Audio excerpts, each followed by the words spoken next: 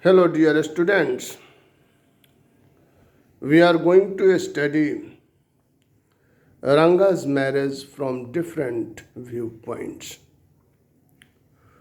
One important viewpoint of Ranga's marriage is something related with child marriage. Or what should be the marriageable age? There can be various, views upon this. But I think the most accepted view is that a person should be married after the after achieving the adulthood so as to understand the meaning of marriage and also to be able to understand the responsibilities related with marriage and to have achieved a certain degree of settlement in life.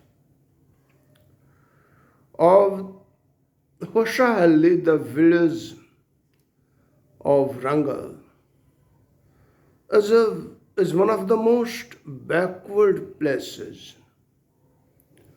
Though it has been called to be the best village, but the best place perhaps in entire India. But that has been said satirically.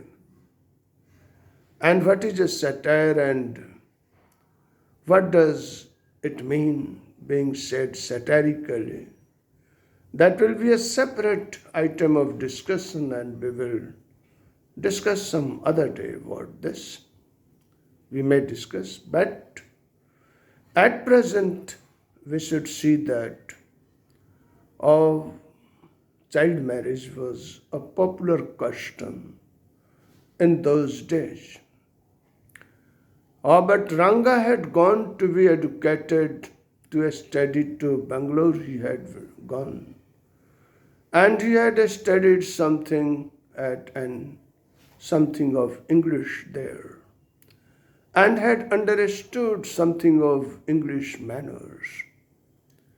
And a sort of light had reached his heart and his views about marriage seemed to have changed.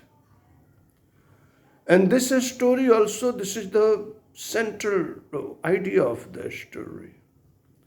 Because we find that the writer says, asks a question whether the views had changed or not. What was the change of the view and how it could not be sustained? We find that having got the idea of being married after achieving adulthood, having got this idea at Bangalore, Ranga thinks like that. Ranga had decided to marry after he had become an adult. And to marry such a girl who was able to understand the feelings of love.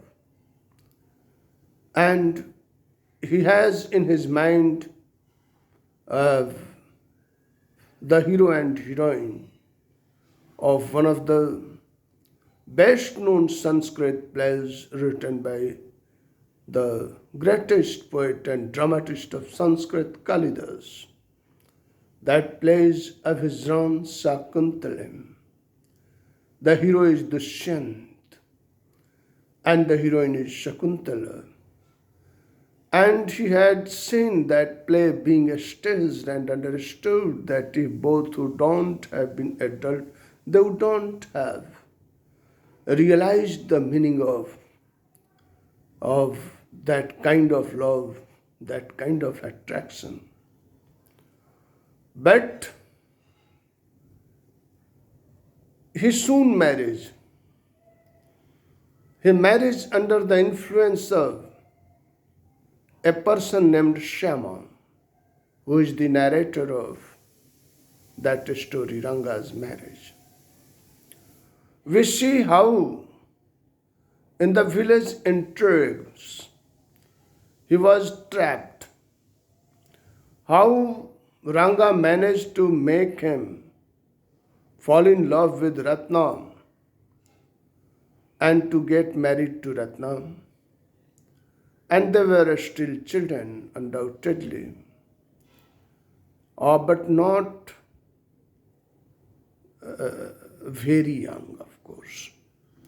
We can't say that Ranga married just a little child, no, because they were able to understand something of love. Love was generated among them in the first sight. But this also shows another aspect of child marriage, that after marriage, children are being born, and already Ranga has a child, and another was going to be born. And so we find that, in spite of having learned something of English and admiring the views that child marriage shouldn't be there and adults should marry, Ranga himself, somehow or the other, falls in the trap of Shama and marriage in childhood itself, or means childhood or early adolescence. Thank you for listening to me.